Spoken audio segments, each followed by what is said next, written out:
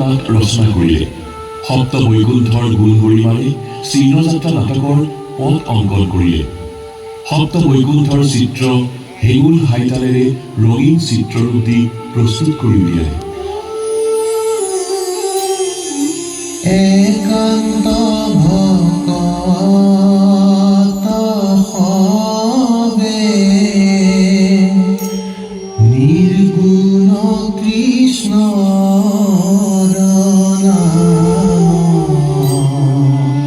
গাবে সদা বহিয়া যথাত বৈকুণ্ঠকো হরি যোগীর হৃদয় থাকা হরি সাক্ষাতে তথাত রাম থাকা হরি সাক্ষাতে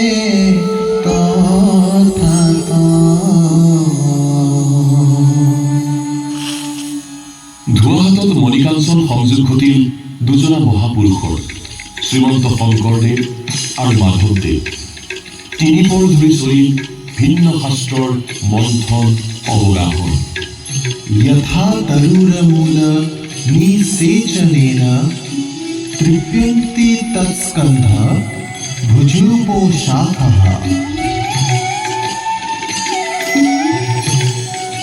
মহাপুৰুষ শ্ৰীমন্ত শংকৰদেৱৰ সান্নিধ্যত শ্ৰী শ্ৰী মাধৱদেৱে উপলব্ধি কৰিলে নামেহে সাৰ। এ বৈকুণ্ঠৰ কল্পতৰু ভাগৱত শাস্ত্ৰ ইহাৰ উত্তম ফল এ হৰি নাম মাত্ৰ।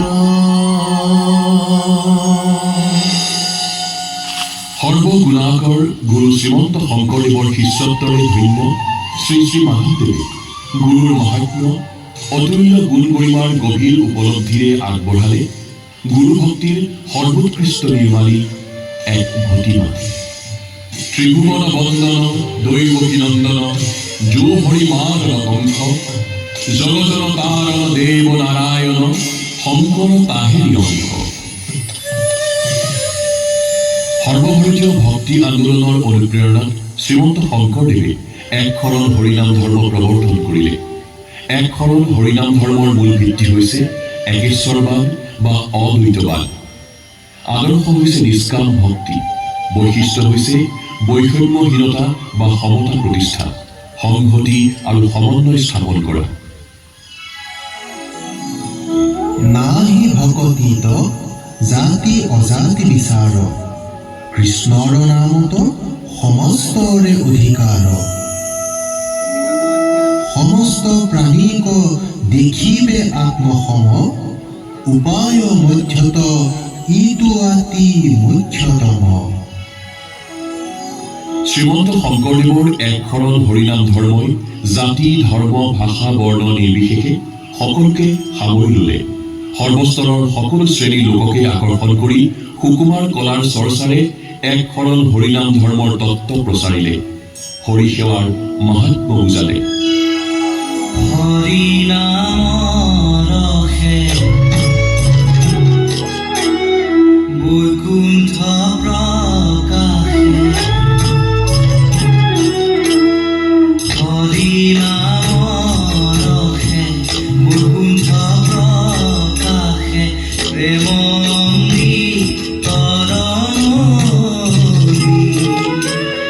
শ্ৰীমন্ত শংকৰে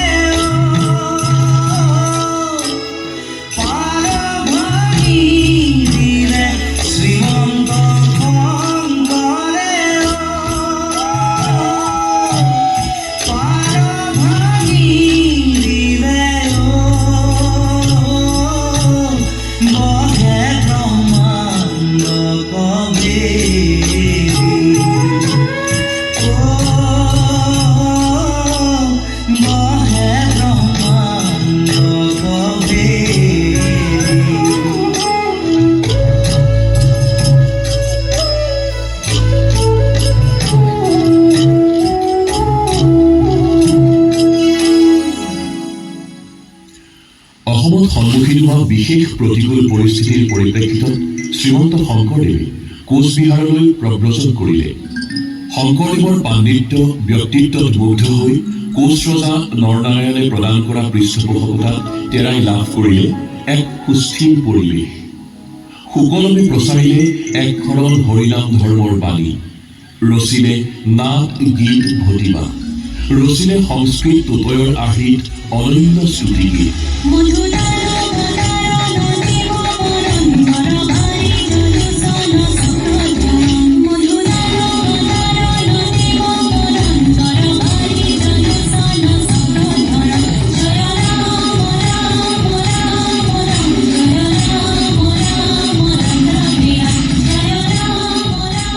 কোচ ৰজা নৰনাৰায়ণ আৰু শংকৰদেৱ গুৰুজনাৰ মিলনে তেৰাক পূৰ্ণতা প্ৰদান কৰিলে।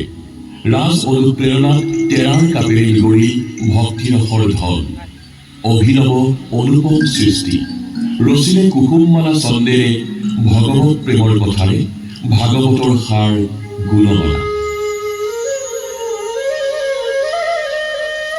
এদিনাখন শংকৰদেৱৰ মুখেৰে শ্ৰীকৃষ্ণৰ লীলা খেলাৰ বৰ্ণনা কৰি অভিভূত হৈ কোচ ৰজা নৰনাৰায়ণে এই কাহিনী চিত্ৰৰ জৰিয়তে চাবলৈ ইচ্ছা প্ৰকাশ কৰিলে।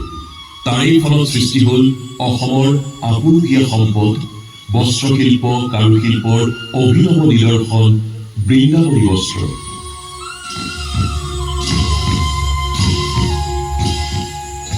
গুৰুজনাৰ তত্বাৱধানত বৰপেটাৰ তাঁতীকুচিৰ শিপিনীসকলৰ সহযোগত কাপোৰত ৰং বিৰঙৰ সূতাৰ সমাহাৰত উজ্জ্বল হৈ উঠিল বৃন্দাবনত শিশুকৃষ্ণই কৰা লীলামালা, যাউতি যুগীয়া বৃন্দাবনী বস্ত্ৰ, যি বস্ত্ৰ আজিও অক্ষয় বন্তিৰ দৰে জিলিকি আছে সগৌৰৱে।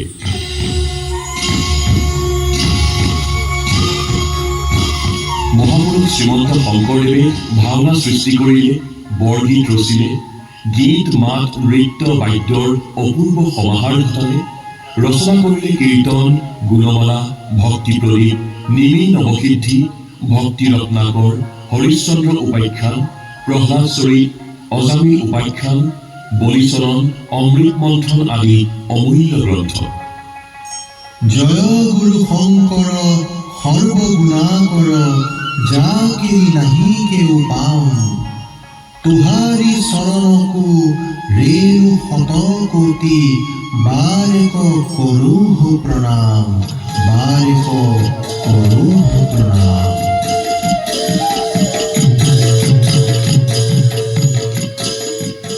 মহাপুৰুষ শ্ৰীমন্ত শংকৰদেৱ সৰ্বশ্ৰেষ্ঠ যুগপুৰুষ, আমাৰ পৰম গুৰু, জগতগুৰু, অসমীয়া জাতিৰ প্ৰাণ প্ৰতিষ্ঠাতা শ্ৰীমন্ত শংকৰদেৱ, অসমীয়া ভাষা সাহিত্য সংস্কৃতিৰ জনক, যুগ যুগ ধৰি অসমীয়া জাতিক স্পন্দিত কৰি ৰখা শ্ৰীমন্ত শংকৰদেৱ যথাৰ্থতে এগৰাকী সৰ্বগুণাকৰ যুগজয়ী মহাপুৰুষ।